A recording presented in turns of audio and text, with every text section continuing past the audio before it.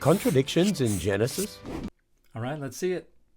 I often hear the claim that there are two contradictory creation accounts in Genesis. This is the overwhelming academic consensus. Skeptics claim Genesis 1 says God created the animals and then man, but chapter 2 says God created man and then the animals. Is this really a contradiction? Yep.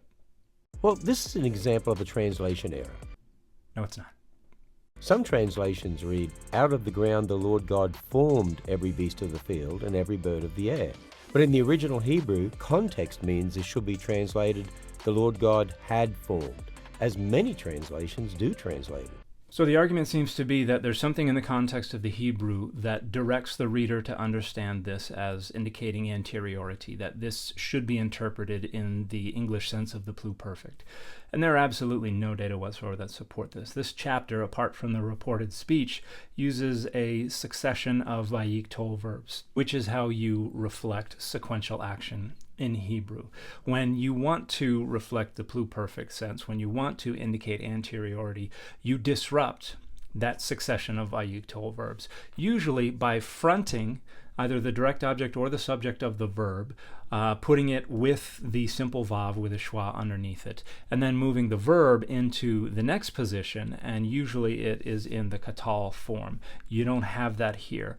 There are scholars who argue that the vayikol, which is what we do have here, can indicate the pluperfect, but that is only where the immediate context demands that reading, where no other reading works. And that is simply not the case here. The only way to make the case that this is the pluperfect is to presuppose it, is to presuppose the dogma that it cannot disagree with Genesis 1, which generates the contextual pressure to say, now we have to interpret it as a pluperfect. So that is begging the question. That is presupposing the conclusion in the premise. You can look at all of the grammars in syntaxes and you will not find an argument that this can be the pluperfect. You can look at Arnold and Trey. You can look at Joyon and Muraoka. You can look at Waltke and O'Connor. You can look at Vandermeer. All of them point out there is a way to indicate anteriority and to mark something as what we understand as the pluperfect, and what we have in Genesis 2:19 is absolutely not that way, and there is nothing in the context that demands we understand it that way. You see, when properly understood, there's no contradiction in Genesis or anywhere else in the Bible. This argument is not supported by any data. It is naive or deceptive or both. It does not engage with the data. It does not engage with the scholarship.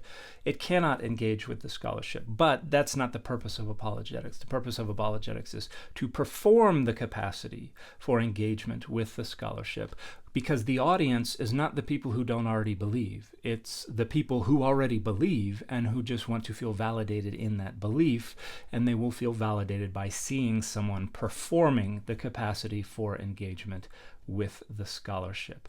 But there is no argument to make here. The data indicate quite clearly this is not a pluperfect verb. It is not indicating anteriority. It is indicating sequential action, and this is a contradiction.